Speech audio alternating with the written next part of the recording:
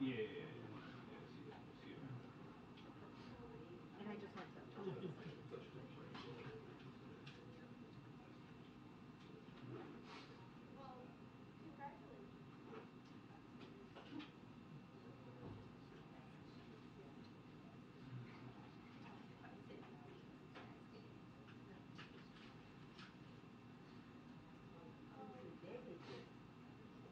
Iron Complex now voted for McCarthy.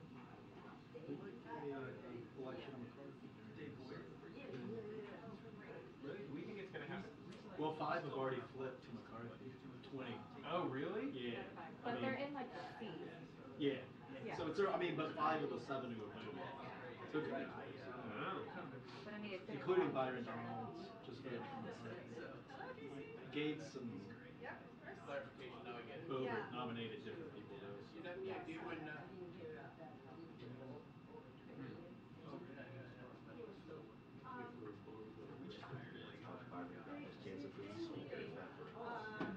But I think, right, I'm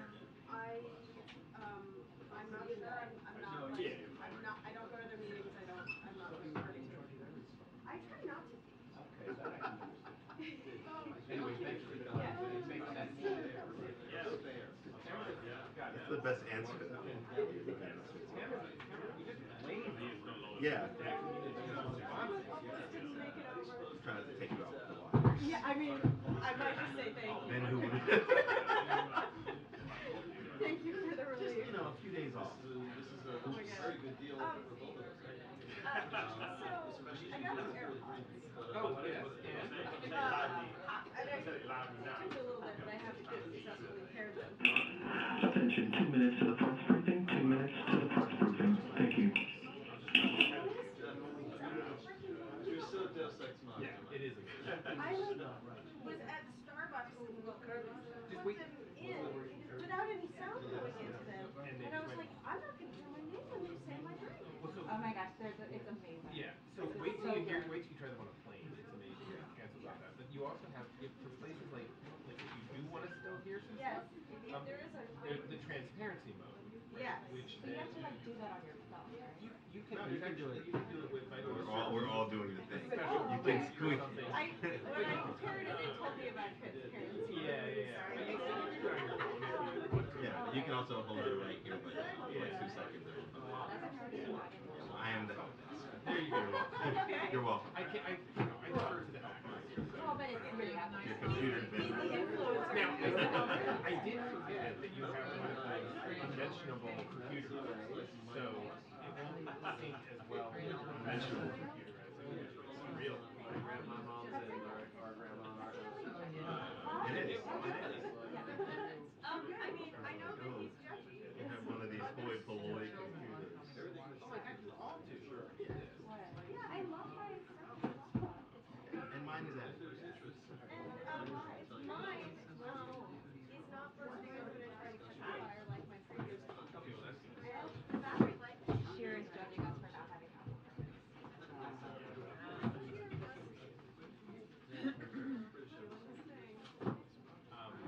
Yeah, could we ask her to put the C-SPAN on the monitor behind her? I mean, not that we're not paying attention. We're definitely paying attention. We designate But one to like read out do the you score. mind? Should I just hold it out there? Just occasional updates. That works, yeah. Actually, if you go to our World Cup coverage, it's the same thing. Yeah. The number of. Okay. See, I'm gonna do it.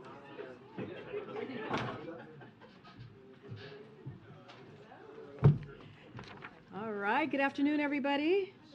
Hi, happy Friday. I think it's Friday. All right. So today, the United States will demonstrate our continued enduring commitment to Ukraine's ability to defend itself with the announcement of over $3 billion in new military assistance to Ukraine, including $2.8 billion drawdown for Ukraine, the largest yet.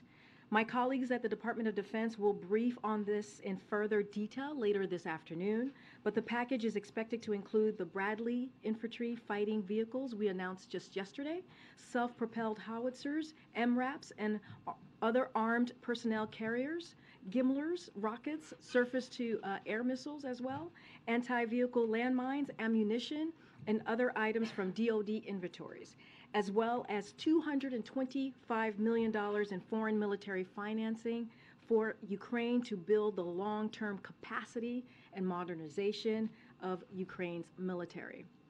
Today's assistance also includes $682 million for regional partners and allies on NATO's eastern flank to incentivize and backfill donations of military equipment. As the President said yesterday, the war is at a critical point, and we must do everything that we can to help the Ukrainians resist Russian aggression. With that, I'll turn it over to my colleague John to share more about the President's upcoming trip to Mexico City and take any questions that you may all have on this new PDA announcement to Ukraine. Okay. No problem. Afternoon, everybody.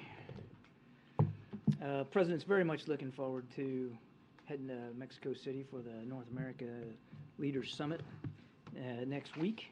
Our partnership with Canada and with Mexico is crucial to our economic security, prosperity, democratic stability, and of course migration management. And this North American Leaders Summit will give us all an opportunity to strengthen those partnerships and advance shared priorities for North America. As part of the trip, on Monday, January 9th, the President will meet bilaterally with President Lopez Obrador of Mexico.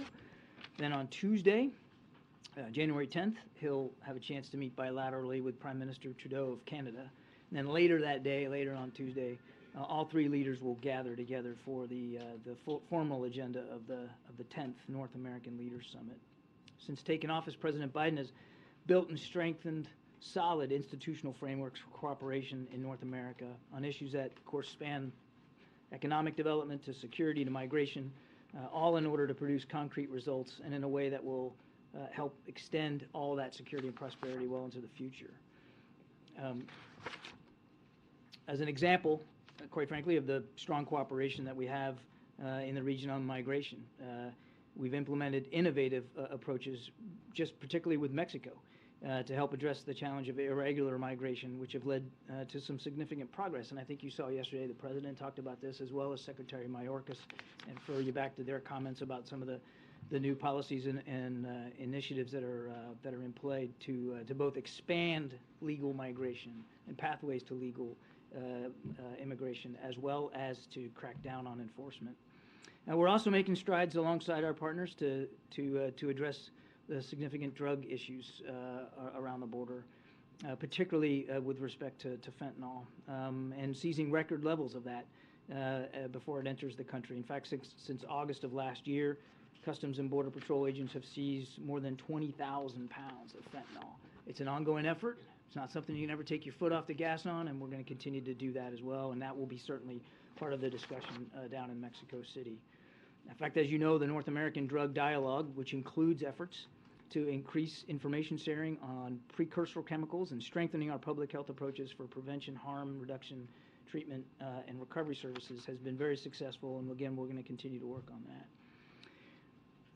Redoubling our efforts to address climate and environmental challenges by undertaking efforts to reduce methane emissions in the waste sector and decarbonize public transportation also will be on the agenda here at Mexico City, as will strengthening and expanding North American supply chains for semiconductors, critical minerals, and electric vehicle batteries. All these investments in North America will benefit the United States. And by taking advantage of game-changing legislation under the Biden administration, including the Inflation Reduction Act and the CHIPS and Science Act, President Biden will use this North America Leaders Summit to keep driving North America's economic competitiveness and help promote inclusive growth and prosperity. So very, very exciting couple of days in Mexico City. The President's very much looking forward to that, and happy to take some questions. Thanks, John. Can you talk about any national security implications of the fact that there are no members of the House who are sworn in at this time? We have vehicles to continue to communicate with both chambers of Congress, and that communication will continue throughout the foreseeable future. So there's no particular worry or concern that national security will be put at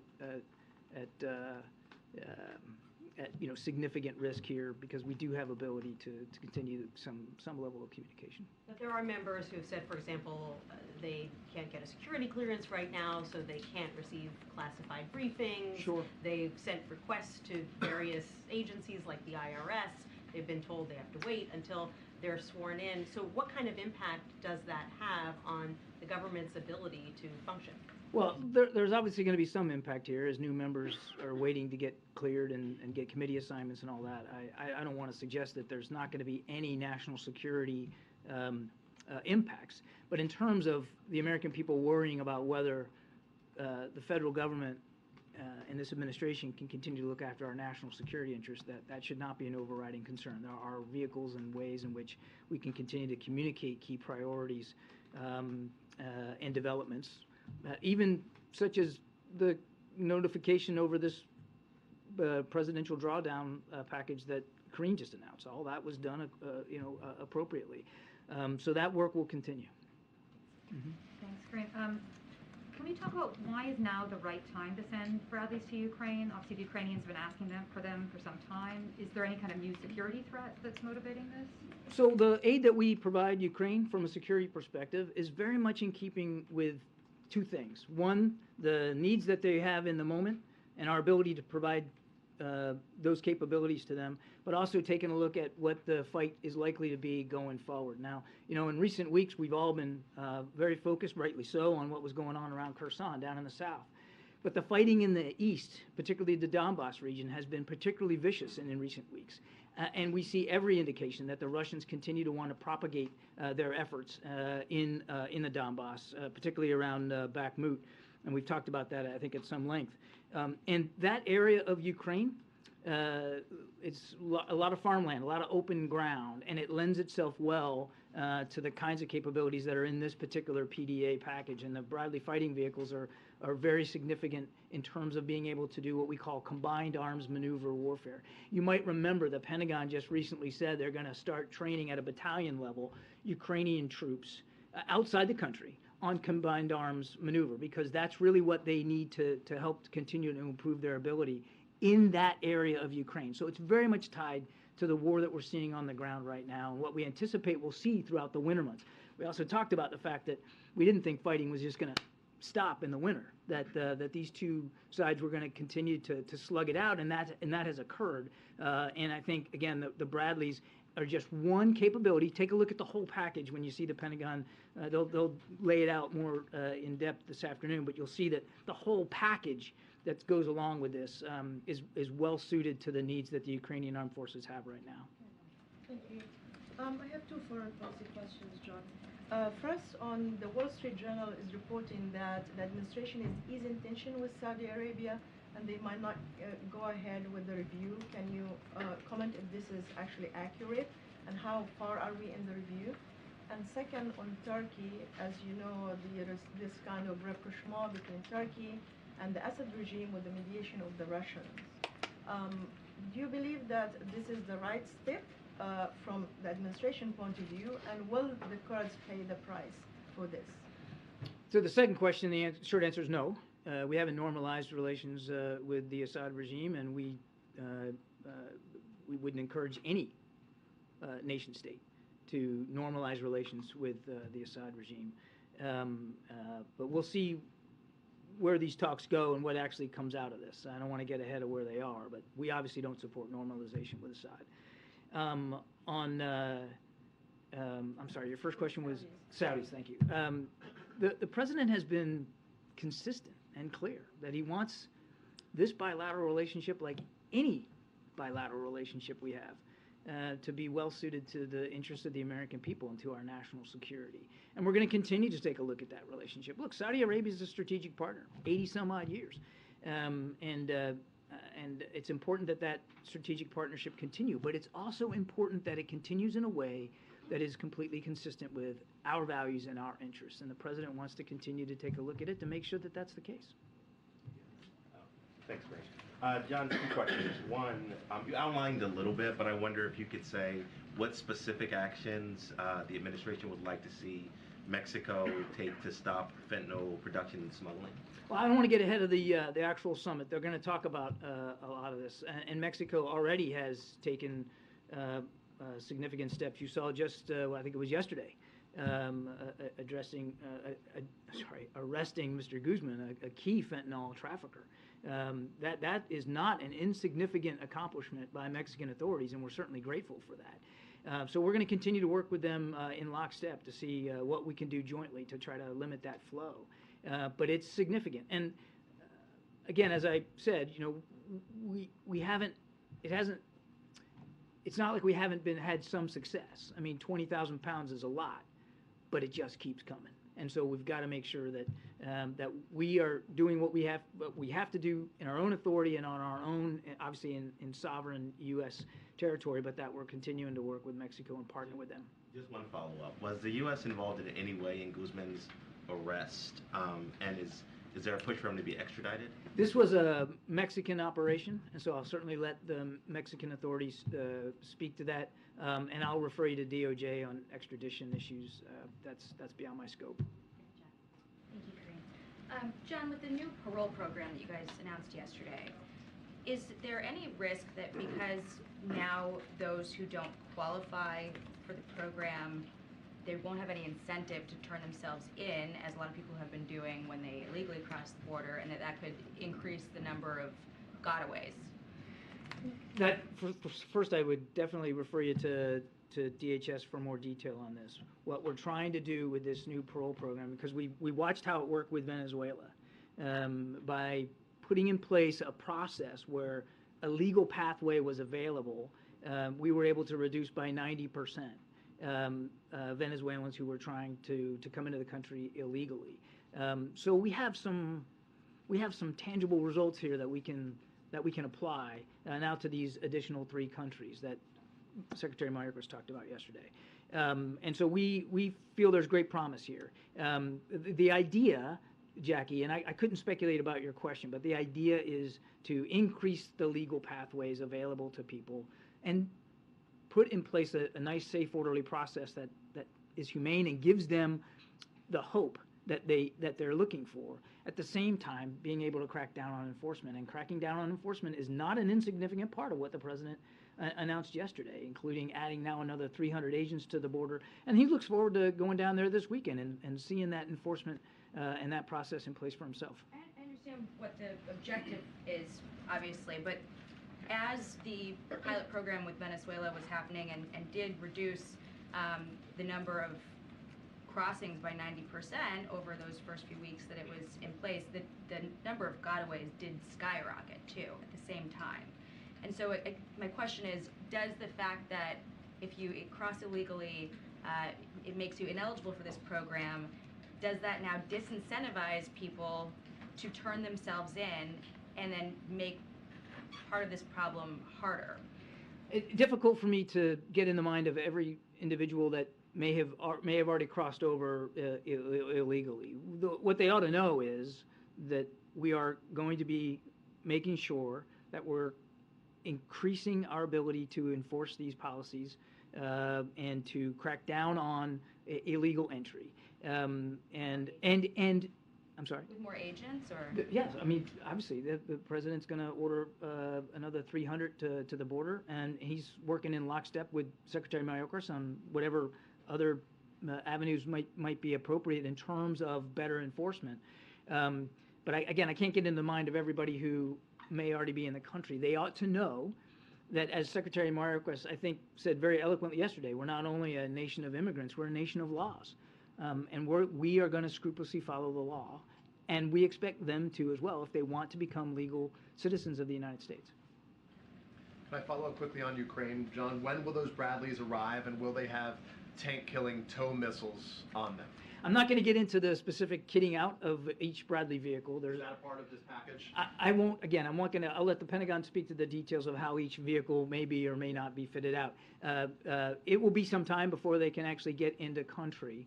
And I couldn't give you a date certain on the calendar. What I can tell you, what I can tell you is we're going to do it as fast as we can. And this is not a system that will require an exorbitant amount of training for the Ukrainians. I mean, it's a fighting vehicle, and it's, again, very well suited to combined arms warfare, but it's not so sophisticated that it'll take them very long to learn it, not only to operate it, but to maintain it. And as your question, I think, alludes, there are different ways you can fit these things out for the fight that you're in.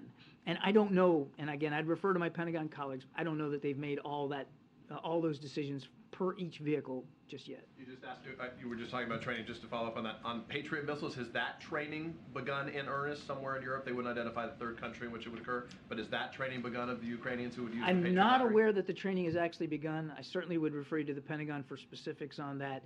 What I can tell you is that the training will be held outside of Ukraine. Let me ask one separate question on the border then, to follow up on what she was asking about. There's reporting that El Paso has cleared the downtown of these expansive migrant camps that have grown there in advance of the president's arrival. Is the president going to see a sanitized version of El Paso when he arrives at the border on Sunday? The president's very much looking forward to seeing for himself firsthand what the border security situation looks like, particularly in El Paso. He's very much also looking forward to getting a chance to talk to Customs and Border Patrol agents on the ground who are actually involved in this mission to get their firsthand perspectives of it.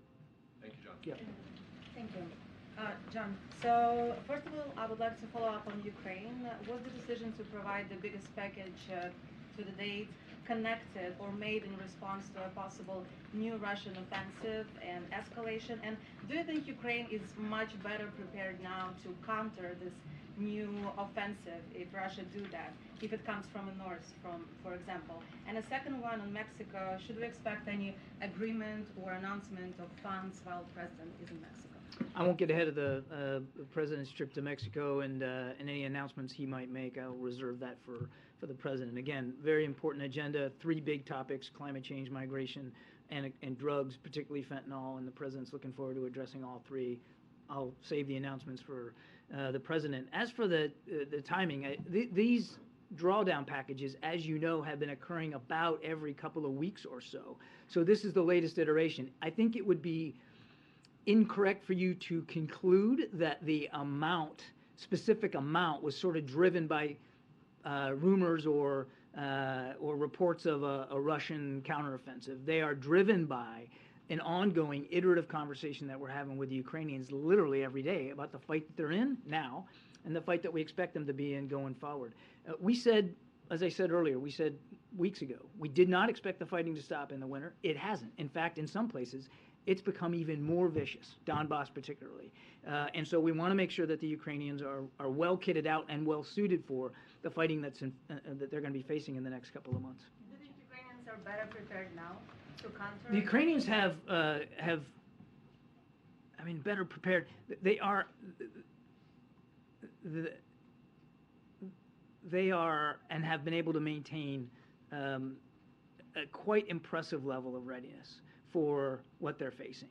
And what's been really impressive to see is the way that they have modified not only their needs but their abilities in the field to the fighting that they're facing. Obviously, we're talking about Bradleys today, but recently we've been talking about air defense capabilities and the innovative way in which they're using what is being provided to them. So they never fail, I don't think, to surprise or impress with their ability to adapt in real time to the challenges that they're facing, and to be quite candid and honest and forthright with all of their partners, including the United States, about what they need to continue to do that. John, I have 2 questions for you. The first one is following up on Nancy's earlier question about the national security concerns or potential concerns as there remains no Speaker of the House and not a functioning House of Representatives. Would you be giving the same answer if this process were to drag on for a couple more days? Say we ask the same question a week from now. In other words, can you continue to, contain the national security concerns for a while or indefinitely? I mean, clearly, we obviously love, and the president talked about this. We'd prefer to see all of this resolved as soon as possible. It's not just from a national security perspective, but from a democratic perspective. I don't want to speculate about how long things would go before there would be, some a deeper concern about national security implications. I can just tell you that we're confident that we can continue to defend the United States of America while House Republicans are working their way through this process. We're going to stay on top of that challenge every single day. And we have, again, vehicles in place to communicate as appropriate with both chambers of Congress right now. And then just on the president's visit to the border, does he have a desire to, does he have a plan to meet with asylum seekers while he is there? I won't get ahead much more of the schedule than what I've done. He's really going to focus on two things, and that's the migration challenge, obviously, and having a chance to meet directly with those who are in charge of it. The other thing I failed to say when I was talking to Jackie and Peter was that he also wants to focus on the flow of fentanyl, too. So I think you'll see him have opportunities to take a look at that and learn a little bit more about what we're doing on the fentanyl side. So he may meet with some asylum seekers? I don't have anything more on the schedule to speak to with specificity. So John, just following up on the border, I spent a long time covering immigration stuff during the Trump years.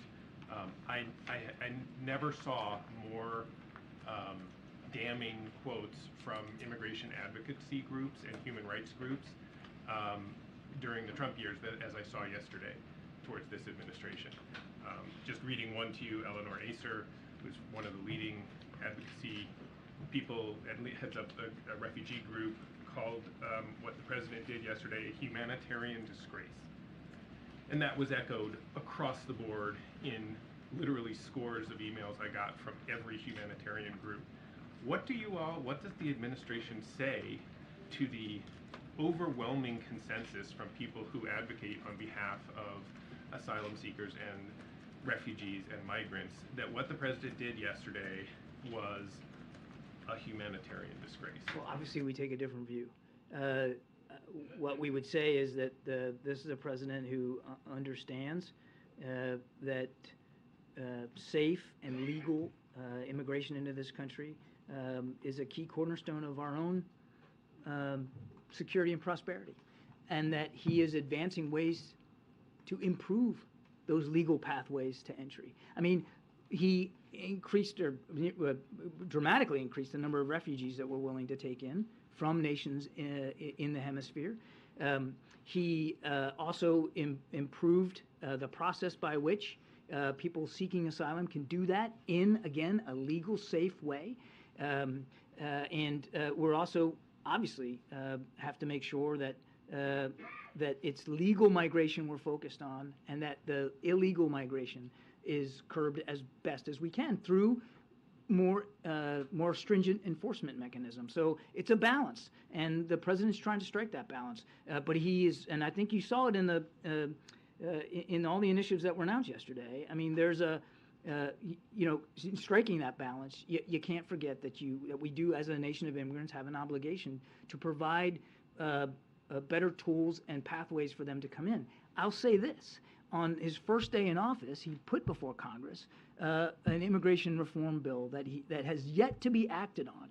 We are dealing with immigration laws and processes that are decades old, Michael, decades old. So the answer to the critics is, first of all, we obviously take a different view in terms of the president's priorities. And if you take a look at the package, you'll see that it is very humane in its structure. But we've got to have the help from members of Congress, and this is not something that he hasn't focused on. In fact, he has been focused on it since the very first day. Do you understand their points? Thank you, Greg. John, the program obviously was designed to address nationals from Haiti, Cuba, Venezuela arriving at the southwest border, but as you know, a lot of Cubans and Haitians in particular are crossing the Strait of Florida Strait by sea. Very dangerous journey. Incredible. How does this plan at all address those individuals? What should the individuals considering that path take from yesterday? Secretary Mayorkas talked about this too yesterday, and obviously our message to them is don't take that journey. I myself have sailed those waters, and it can be treacherous, particularly at this time of year. And if you're in an unsafe craft or a craft that's not made for those seas, it's very, very dangerous. So the first message is don't take that journey. There are legal pathways. The president is opening up more for people from those countries to get in to the United States, and we want them to use those legal pathways, which we are now again improving. Well, those individuals, they're not going to be removed to Mexico, for example. So, are they more likely to get an interview based on a credible fear claim if they make that journey? That's the question that a lot of these individuals are asking. Again, I'd refer you to DHS for more detail on this. I'm not an expert on that particular process. We want people to use, and of course, Secretary Mayorkas talked about this yesterday. Now, you know, there's a new app here in place for people to be able to apply appropriately for asylum specifically. And if you choose not to try the legal path, then the United States will, as Secretary Mayorkas said, use the tools at our disposal, tools which are old, but tools that we have to stop your entry into the country. Thanks, Kareem. John, on Mexico, the U.S. energy industry feels that the administration is dragging its feet on negotiations over Mexico's potential trade violations. Has the administration considered taking the step of calling for a panel to resolve that dispute, and should we expect any resolution on that from the leaders next week? I don't have any information on about a panel that would be stood up. Again, I don't want to get ahead of the president, but clearly trade issues will be on the agenda next week. And one follow-up to my colleague's question on another Russian offensive. Switching topics, what is the U.S. assessment right now of the potential for another Russian assessment as Ukrainians fear? Our assessment of another Russian assessment? I'm sorry, I meant to say offensive. Offensive. Yeah.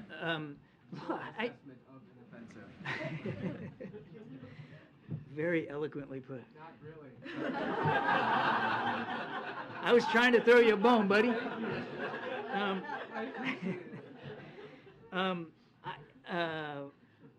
Let me put it this way, because I don't want to ever get into the business of being a spokesman for the Russian Defense Ministry. They have been on the offensive now for 10 months. We can't forget that. So when I hear all the talk about a Russian counteroffensive or a Russian offensive, you guys have seen this the same as I do. They've been on the offense every single day for the last 10 months, trying to take away Ukrainian lives, Ukrainian civilian infrastructure, and certainly Ukrainian territory. And we're seeing that play out right now, as you and I are talking, Jeff, in Bakhmut and in the Donbass. They have made incremental gains in the last few days. Now, we'll see where it goes in Bakhmut. But in certain places along that front, they remain on the offensive. Now, whether they're going to redouble their efforts, and to what degree that will be successful, I couldn't possibly tell you, because I just don't know what their intentions day to day are. That's why it's so important that we continue to support Ukraine in the way that we have been. The package that Karine just announced, biggest one ever, but I invite you to take a look at what's in it.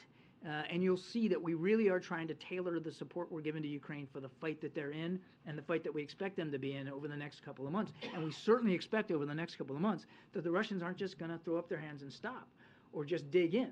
Now, there are places along the line where they are. Down in the south, they've largely assumed what we would call a defense in depth. They're not really on the move too much.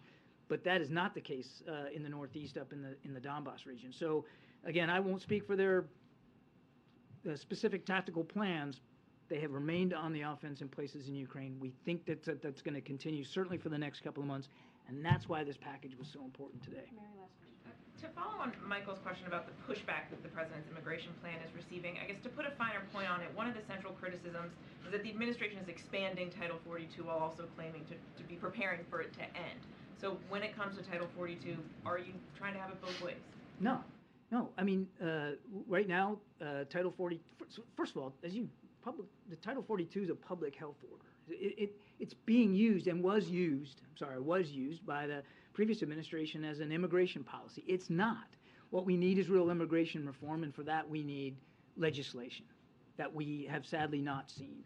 It is not designed to be and shouldn't be used as an immigration policy, but we, in anticipation of it going away and being able to make sure under Title VIII we can do the kinds of enforcement activities and mechanisms we need. Yes, we are looking at expanded enforcement temporarily under 42 with the expectation fully that it will go away. And that expansion, I'd beg you to keep in mind, is in response to literally a historic, unprecedented level of migration from south of us in this hemisphere. I mean, people that are escaping intolerable circumstances in places like Nicaragua and Venezuela, Haiti, so we do need to keep it in perspective. The numbers and the scale of the migration challenge is really not something we've seen anytime in the last 100 years or so. And just one more on this. Mexico has now agreed to take 30,000 migrants from these 4 countries who attempt to cross the border illegally. Right. Did the U.S. provide, or are we providing any assistance, any aid to Mexico to deal with that influx? I'm not aware of any specific infrastructure improvements or that kind of thing, but I'll tell you what, I'll take the question and ask because I just don't know. I'd also refer you to DHS on that. All right. Thank you, guys. All right. Okay, guys. All right, just a couple of things, and then, as you know, we have an event that the president's doing, so I want to lay this out for all of you. So 2 years after the assault on the Capitol, the president will host a ceremony at the White House where he will deliver remarks and award the Presidential Citizens Medal to individuals who made exemplary contributions to our democracy surrounding January 6, 2021. These heroes demonstrated courage and selflessness during a moment of peril of our nation. They include Capitol Police, Metropolitan Police, election workers, and officials at the state and local level from both parties. Yesterday, we announced the names of 12 patriots who will be recognized this afternoon, and now I have 2 additional posthumous recipients to announce. The first one is Howard Lee Bingood, was a U.S. Capitol Police officer who defended the Capitol on January 6th. The son of a U.S. Senate Sergeant at Arms, Officer Liebengood died after battling insurrectionists at the Capitol and staying on to restore security in the crucial days after January 6th. Officer Liebengood's painful loss helped change the law to better honor the unimaginable sacrifice that too many officers and their families face. Second, Jeffrey L. Smith was a Metropolitan Police Department officer who defended the Capitol on January 6th. As he fought the violent mob, Officer Smith sustained devastating head injuries from multiple assaults inside and outside the Capitol. He died after protecting Congress, guarding the Capitol, and preserving our democracy. His passing sparked changes in the law that honor the silent injuries of our fallen officers. All of these individuals reflect the best of America, our shared values, and the President looks forward to celebrating them today. Now, turning to the President's week ahead schedule, just a couple of things. Later today, as you all know, the President will travel to Wilmington, Delaware, and he will return back to D.C. tomorrow. As you just heard from my colleague, on Sunday, the President will travel to El Paso, Texas, and to Mexico City for the North American Leaders Summit. The President will return to the White House on Tuesday evening. On Friday, the President looks forward to welcoming Prime Minister Kishida of Japan to the White House to further deepen ties between our governments, economies, and our people. Over the past year, the two leaders have worked closely together to modernize the U.S.-Japan alliance, expand our cooperation on key issues from climate change to critical technologies, including through the Quad, and advance a free and open Indo-Pacific. President Biden and Prime Minister Kishida will build on those efforts. Afterwards, the President will head to Wilmington, Delaware later in that week. Sungmei, you want to take us I just had a quick follow-up that I was going to ask John about.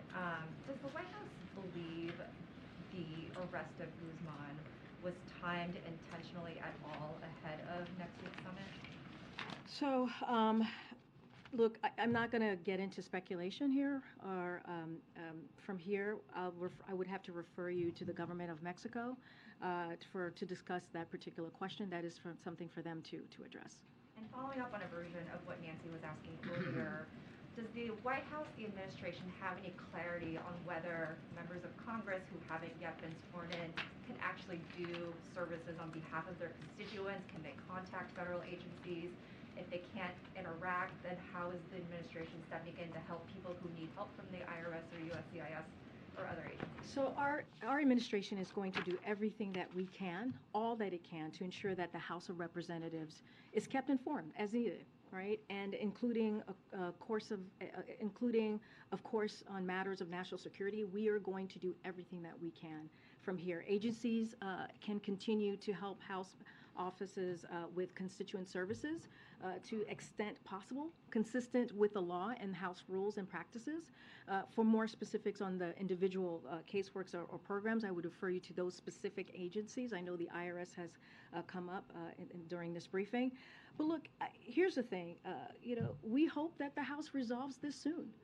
It has been a couple of days now, and we have important work to do for the American people. And so we have to get back to work here. But of course, the administration is going to continue to do everything that we can to ensure that the House of Representatives are kept informed and have what they need on behalf of the American people. Just in terms of comprehensive immigration reform, which obviously the president has called on Congress to enact over and over again, what is his sort of theory of the case right now for getting that done? Will he be taking his own actions to do outreach to members? Does he basically consider that a top priority going into the new Congress? So first of all, it is a top priority. I mean, the president put forth a comprehensive immigration reform on day one. So him doing that first day of office, the first day that he walked into the administration and sat behind the Resolute desk, clearly states that this is a priority for him and will continue to be so. And look, we will continue to call on Congress to act. That will not stop. And look, I also want to just put this in a broader context here. The president inherited a mess because of what the last administration did. We inherited a mess. And, Republicans in Congress made it worse by blocking comprehensive immigration reform. And so what you're seeing from this president is he's acting. He's acting to protect, to continue to protect the border, secure the border, and also deal with irregular migration. That is what he's going to continue to do that. So the enforcement measures we announced yesterday will result in more, not fewer, legal pathways for migration while easing the pressures on our broken immigration system, which has been broken for decades. And so the NGOs and the border communities that support those arriving at our southwest border. But honestly, yes, the president made an announcement. He's made this a priority. He's made other announcements before today on what we're doing at the border, especially with the historic funding that he's put forth. But in order to fix what is happening currently is to make sure that we have comprehensive immigration reform. And that's what he's going to continue to call on. He was very eloquent yesterday. He talked about the history of this country. He talked about how we were a country of immigrants. He talked about our responsibility. But at the same time, we have to make sure it is done in a legal way and that we have pathways, additional pathways for folks to do that. I guess we have a pretty good sense of what it looks like typically when the president sees something as being a top urgent legislative priority. So, will we be getting readouts of him making phone calls to lawmakers? Will we see members coming here? Will he sort of throw everything he has at this problem that he says he wants to get fixed? So look, there's been many initiatives that we have gotten done, especially historic pieces of legislation that the president has done in the past 2 years, that we haven't laid out everything, right? If we think about the Inflation Reduction Act, we didn't lay out every step of who he was talking to. Matter of fact, most of you all were surprised when that was announced, the Inflation Reduction Act was announced. So look, the president's going to continue to have conversations with members of Congress. His team will do that on an array of issues that matter to this White House, and it matters to this White House because it matters to the American people. And so that's what we're going to continue to do. I do want to address something that was asked, that you, Michael, had asked about the lack of support that we have received. Look, I have, we've heard from mayors across the country as well who have supported the president's announcement yesterday. And so, for example, Mayor Todd Gloria, San Diego, California, the president's measures will help expedite legal pathways for orderly migration and increase funding to nonprofits doing life-saving work in our communities. That matters. Mayor of San Antonio, Texas, in lieu, and this is Texas, in lieu of much-needed congressional policy, as I've stated, which is so important, and he tweeted this, the president new action humanely addresses the influx of asylum seekers entering the U.S. Eric Adams, as Mayor Adams, who has been critical, right, of us, said it's an important positive step. And so, and I have a few more, the Denver mayor, the Washington, D.C., Muriel Bowser, and also Mayor Lightfoot. They all have said they support the president's actions, and I think that's important to note as well. Look, we know there's more work to do. We absolutely know that. And what the president is doing is he's using the tools in front of him right now to address a really critical and important issue. I guess if I could just, I'm sorry, Sure. but since you've raised Yeah, I know, since I called you out, Michael. I mean, the advocacy folks in the community of people who are lawyers and advocates and humanitarian experts, what they would say is the president is using the tools, and he's using them in a harsh and unbalanced way. I mean, I think John referenced trying to balance these issues, and yes, that's true. But they would argue that the impact in terms of sort of the long-term functioning of the asylum process in the country is extraordinarily negative, and lawsuits are going to be filed in the same way that lawsuits were filed against the Trump administration over and over and over again about their immigration policies, but this time it'll be against you guys, and I guess I just that puts this president who spent so much time on the campaign trail talking about how he wanted to be different than Donald Trump when it came to immigration issues. I mean, it just puts you guys in a really awkward place, doesn't it? I have to say, Michael, I understand what you're saying, but I do take I do take issue with comparing us to Donald Trump, who, no, I know you are the messenger and you are giving me the information. I am responding to what you just said, which is you're talking about an administration who had a policy, right, that tore babies away from their moms, from their parents, from their families. That was the the last administration, that president's philosophy or policies, and that's what they did. And this is not this president. And just want to list out a couple of things what this administration has done. It's increased work visas, including H-2A and H-2B visas for Central America and Haiti. It restarted the Central American Minors Program, expanded parolee programs for Venezuela, Nicaragua, Cuba, and Haiti, as we've been talking about these past few minutes, expanded refugee admissions in the Western Hemisphere, significantly expanded TPS for Venezuela, Haiti, Nicaragua, and many more, and created reunification parolee programs for families from Haiti and Cuba. These are the things that the president is trying to do to make sure we are doing this in a humane way. Now, is there work to do? Is this just one step? Yes. And we are going to continue to work with Congress to make sure that we are truly fixing this problem. I'm going to continue to go around. Go ahead.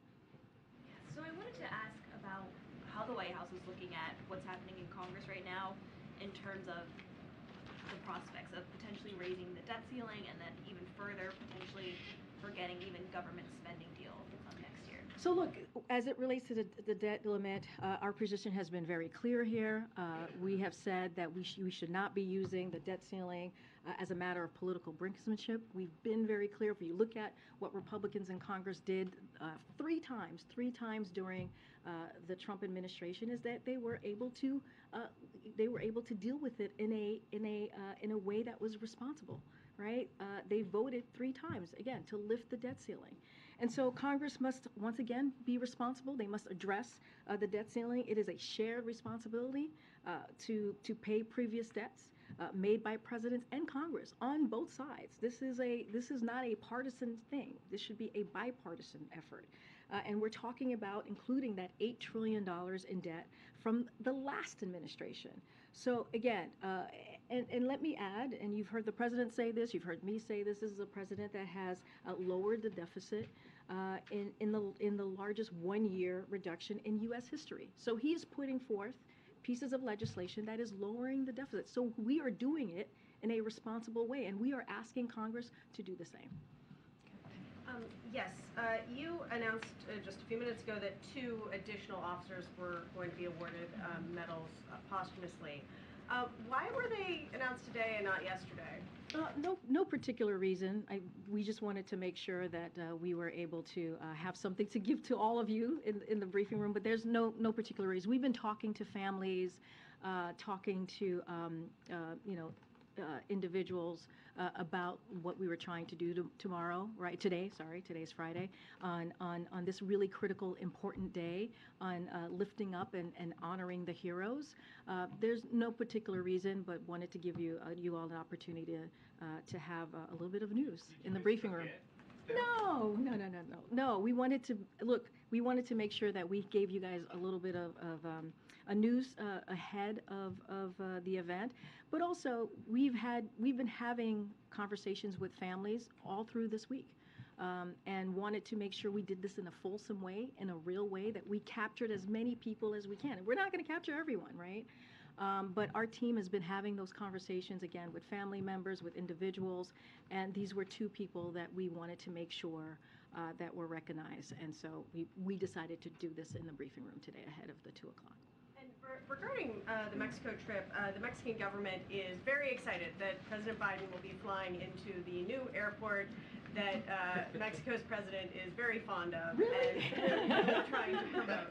I'm just wondering what was involved in the decision and whether agreeing to fly into that airport is diplomacy in action or something else. Well, it's always diplomacy in action, right?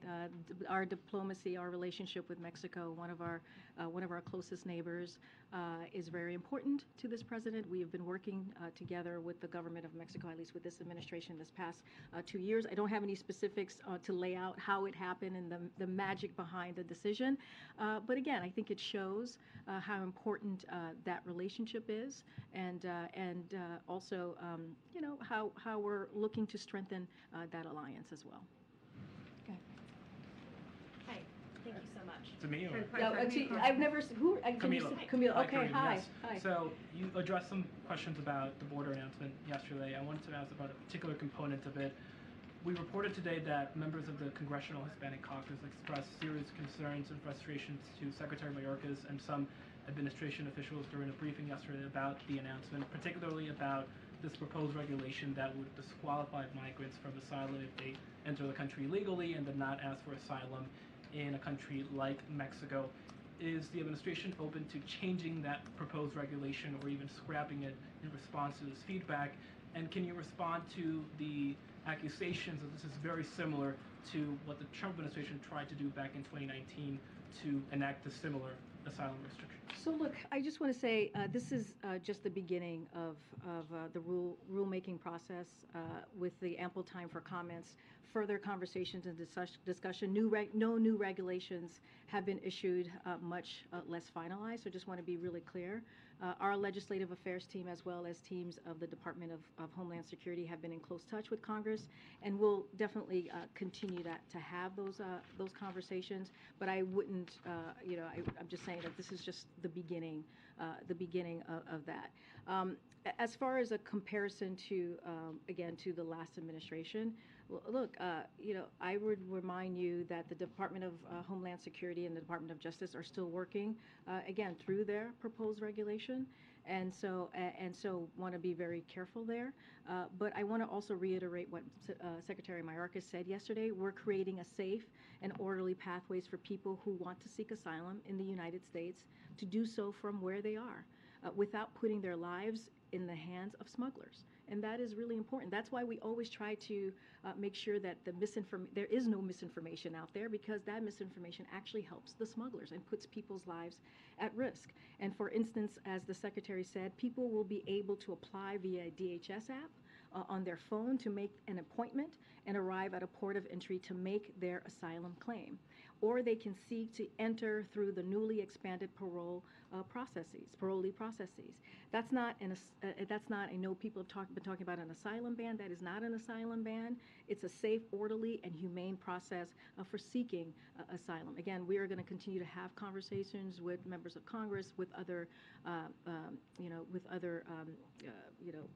organizations out there to continue to have this conversation. But again, our priority is to do this in a safe and orderly and humane way, and that's the path that we want to take. Quick question about the president's trip to El Paso on Sunday.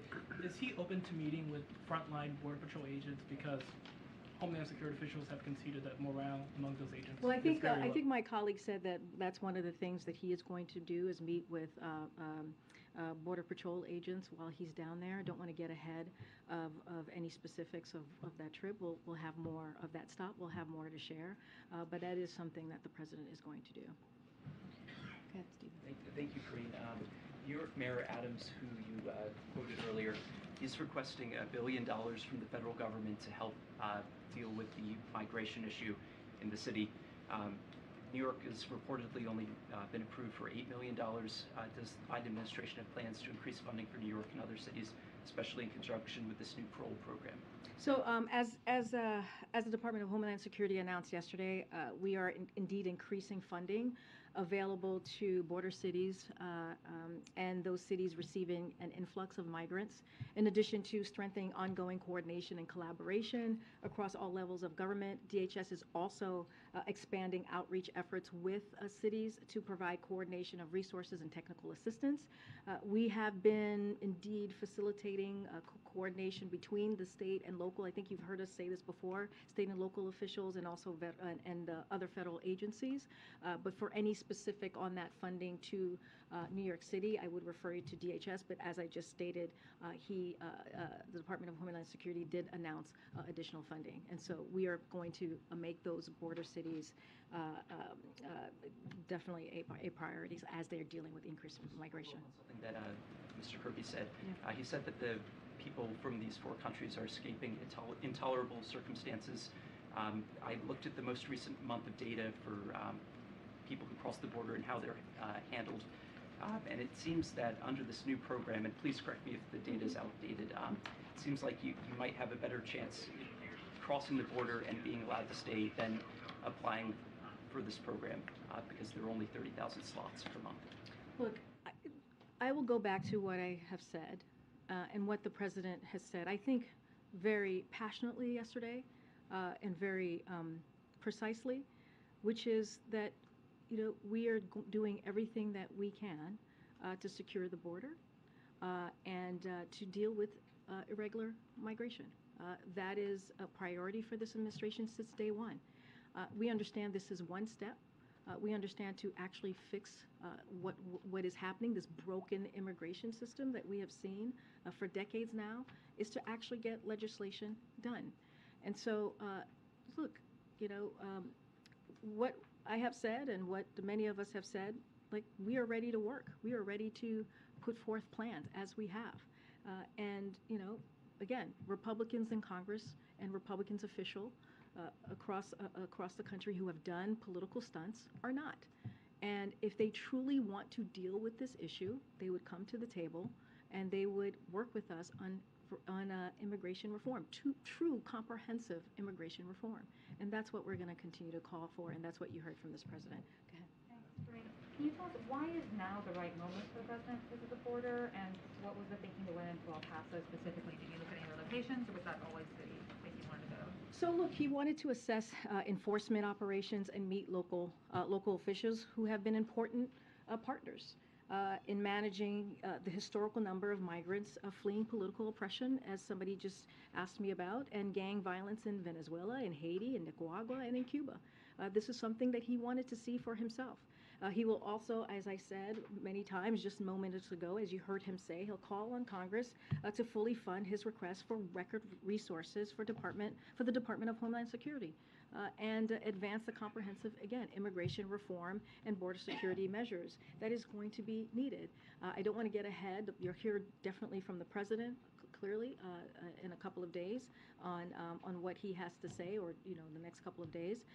But again, he wanted to see it for himself, and that's what you guys are going to witness. One more. You said earlier this week the White House would release the results of the president's physical in the next couple of months. Yep. Has he completed his physical yet?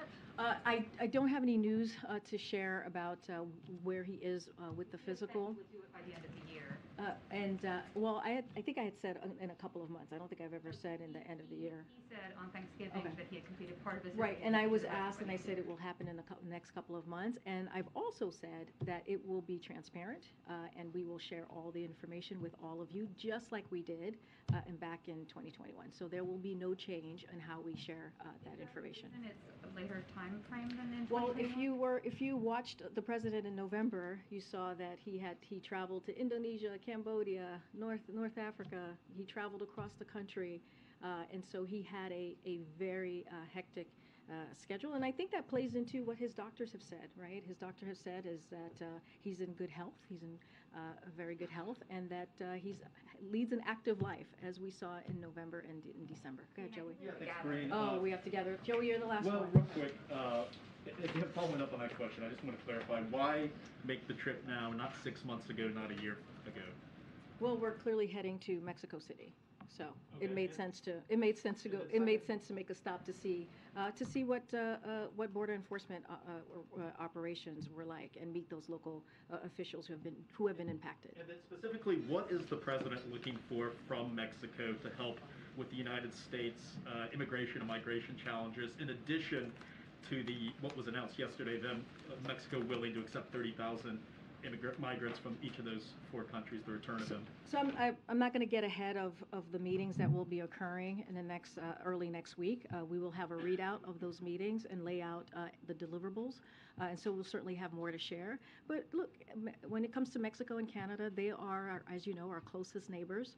They have been partners with us on this issue. Clearly, irregular migration is going to come up as one of the as part of the agenda early next week, and so we're going to continue working with them in this partnership. But I don't want to get ahead of the president and the deliverables. All right, everybody, have a great weekend. Thank you.